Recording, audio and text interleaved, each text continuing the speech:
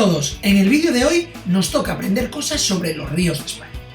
La primera cosa que tenemos que decir sobre los ríos de España es que son muy diferentes unos de otros y van a depender sobre todo de dos factores. Uno, el clima en el que estén situados y otro, el relieve. Además, hay dos conceptos que debemos de conocer cuando hablamos de río. Tenemos el concepto de caudal, que es la cantidad de agua que lleva el río, y el concepto de cauce, que es el camino por el que va el río, ¿vale? En función de dónde desembocan los ríos, podemos agruparlos en tres vertientes diferentes. La primera de ellas es la vertiente cantábrica, la segunda es la vertiente mediterránea y la última es la vertiente atlántica. Bueno, pues vamos ahora a identificarlos en el mapa de España y aprender sus principales características. Bueno, en este mapa podemos identificar todos los ríos de la península ibérica. Lo que vamos a hacer ahora va a ser dividirlo en las diferentes vertientes y ver las características de cada una de ellas y los ríos más importantes. Bueno, en primer lugar están los ríos de la vertiente cantábrica. Todos estos ríos que pertenecen a esta zona morada se caracterizan primero que están en la zona climática del clima oceánico, ¿vale? Si recordamos un poco las características de este clima, una de ellas era que llovía mucho. Y además, el nacimiento de estos ríos es en la zona de montaña de la cordillera cantábrica o de algunas montañas del País Vasco. Esto hace que el recorrido que tengan que hacer los ríos desde que nacen hasta que desembocan sea muy corto. Por lo tanto, los ríos son muy cortos y además muy caudalosos porque llevan mucha agua.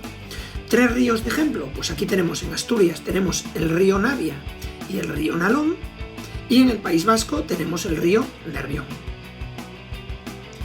En la vertiente mediterránea, los ríos son también cortos, es decir, no hay mucha distancia desde donde nacen hasta donde desembocan.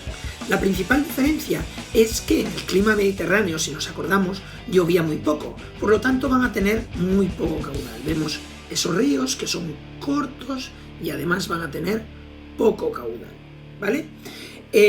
Solo hay un río que rompe con esta regla, que es el río Ebro. Como sabemos, el río Ebro es el río más largo o que más kilómetros recorre dentro de nuestro país y no cumple eso de que es un río con poco caudal y que sea un río corto.